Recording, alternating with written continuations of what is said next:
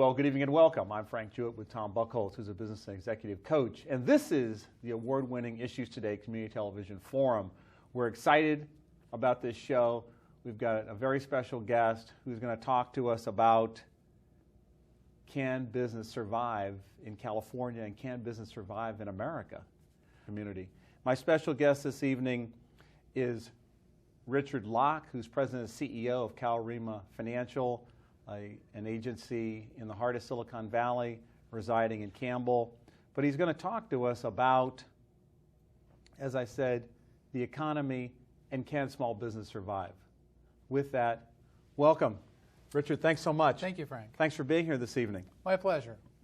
So we started off with a very interesting notion of can business survive in both California with its tight regulatory requirements, and certainly many of the regulatory requirements that are coming down from the federal government is making it tougher and tougher for small business to succeed.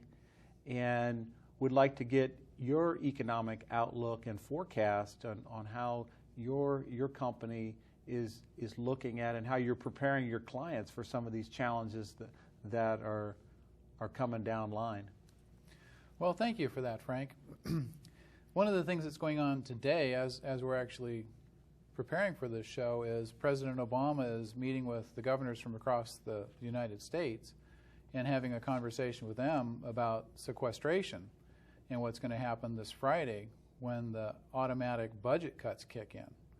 And it's pretty alarming, if you ask me, what's coming up. We've actually put together an article from one of our money managers that if people want to request that, could we put that slide up? It talks about sequestration, and it gives a good information about that whole process and what people can expect. It's a very major concern, if you ask me, about what's going to happen in the future, the very near future. And frankly, by the end of March, if our government doesn't get in action, not only are people going to be furloughed, the government's actually going to shut down.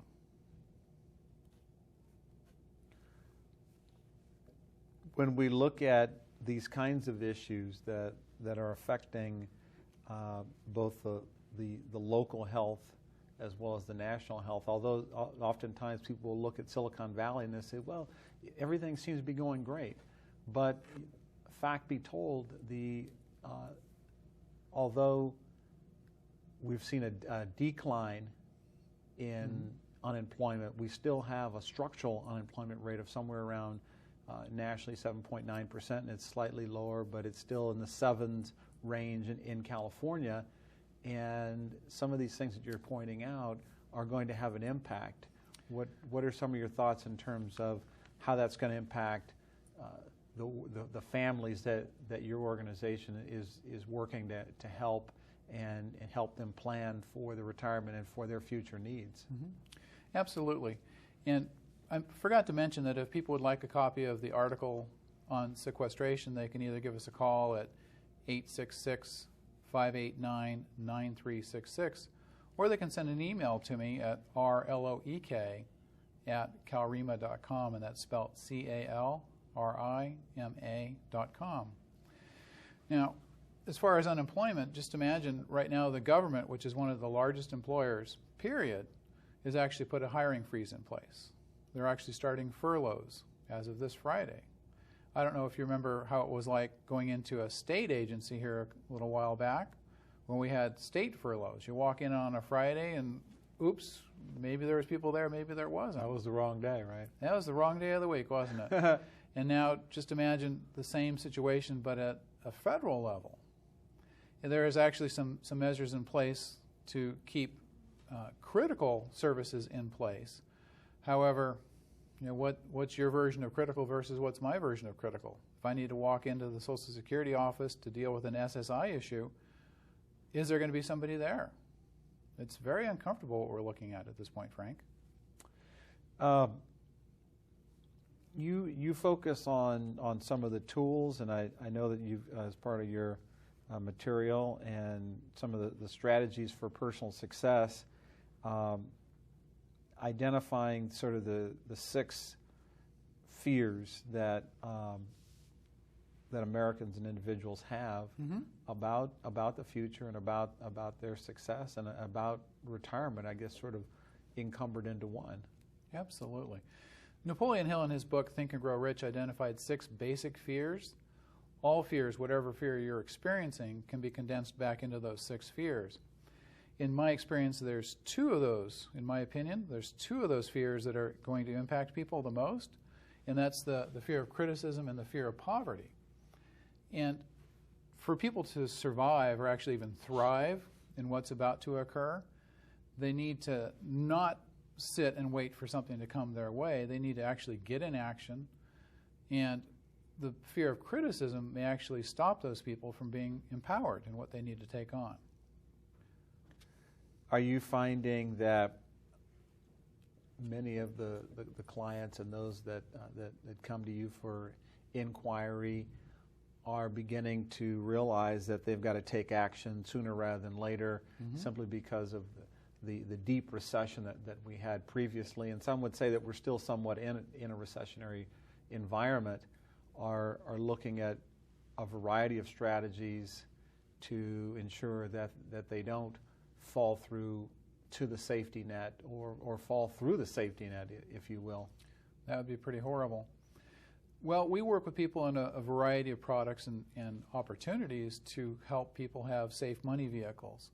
If people go ahead and put all their money in the stock market, as people saw in 2007, 2008, they lost 40, even 50% of their nest egg, which if you're in a late stage of retirement, you're just about to embark on retirement and you lose 40 or 50% of your investment portfolio, means you're going to keep working for a bit longer.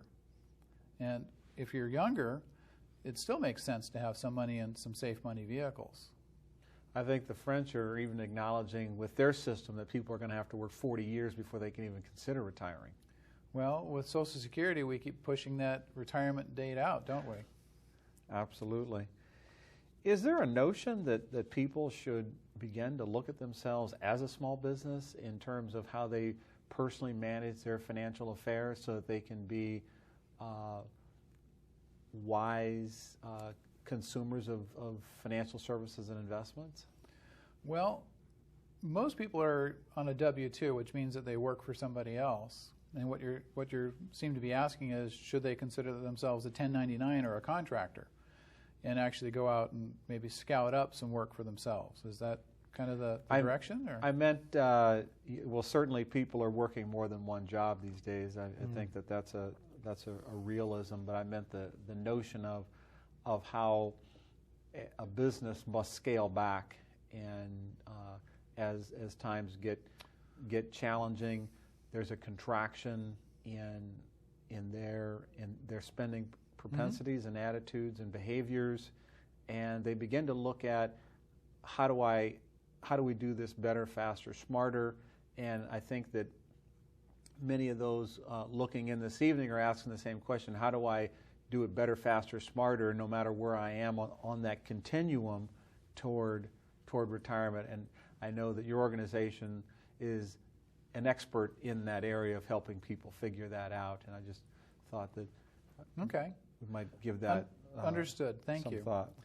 And what I'm hearing is should we be spending smarter? Yes. And to paraphrase that. Sure. And absolutely people need to be spending smarter. The credit bubble is something that we haven't embarked on yet. We've dealt with the mortgage crisis, but personal credit bubble is going to be a big problem. The country itself has got intense debt. The published number is what, 14 to 16 trillion dollars? Trillion. Yes, trillion.